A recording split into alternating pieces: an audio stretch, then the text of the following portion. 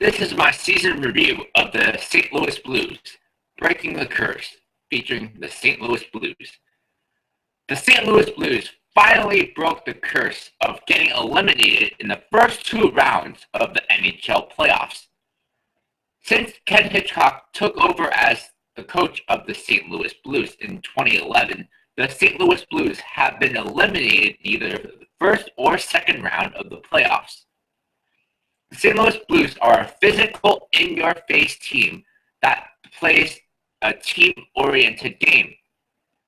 This sometimes doesn't work in the playoffs, as playing physical can get you out of position trying to make a check, and skilled teams are going to make you pay for that.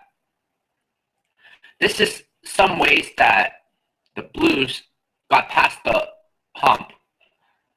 They had a very tough task in the first round because they were going up against the defending Stanley Cup champions, the Chicago Blackhawks. So that was no easy task. The offseason trade of TJ Oshie for Troy Brouwer turned out to be a huge trade, as Troy Brouwer paid massive dividends in the playoffs. He was one of their better goal scorers in the playoffs, and one of their clutch performers. He had a history of scoring big time goals, and this year is nothing different from previous seasons.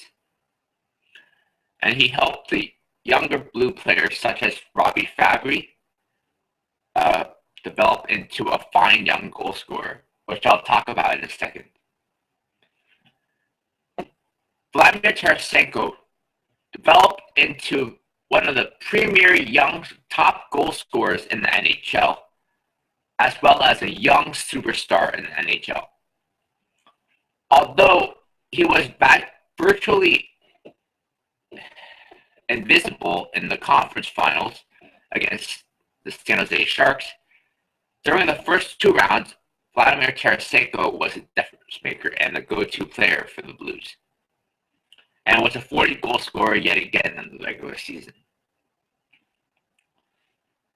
Now, Robbie Fabry emerged as a top six forward, a goal scorer, and a two-way forward. Robbie Fabry is going to be a player that the Blues are going to be relying heavily upon next season. He was playing on the line alongside Troy Brouwer and Paul Stastny. That line really elevated their level of play for the Blues to get past the Blackhawks. As I said before, Paul Stastny was the center in between Robbie Fabry and Troy Brouwer. He had a fantastic series against the Blackhawks and the Nashville and the Dallas Stars. Paul Stastny, Troy Brouwer, and Robbie Fabry were arguably the St. Louis Blues' best line all playoffs long. Can't talk about the St. Louis Blues without talking about their defense, right? The top pair of Alex Pietrangelo and Jay Bouwmeester started off the playoffs pretty well.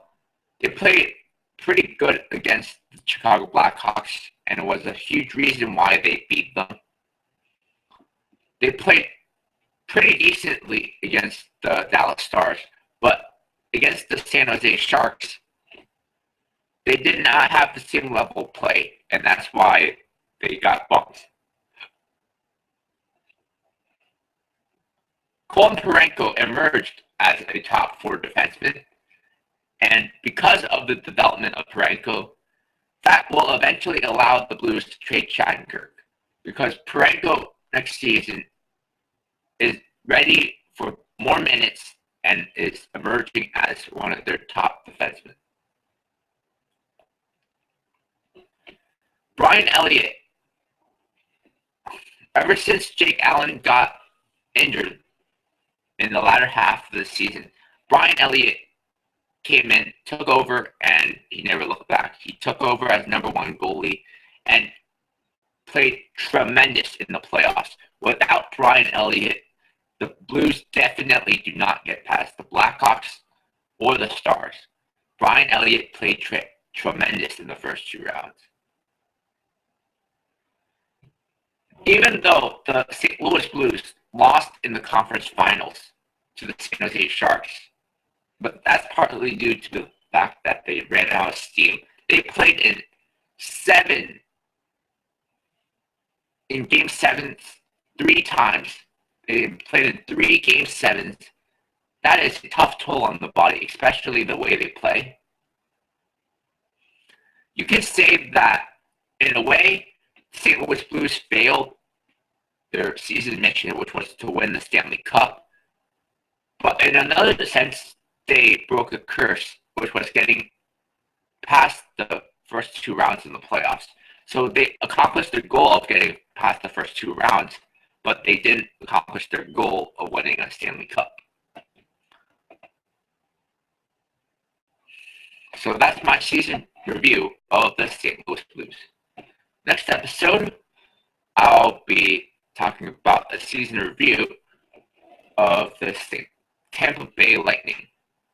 Finding a way to win, featuring the Tampa Bay Lightning.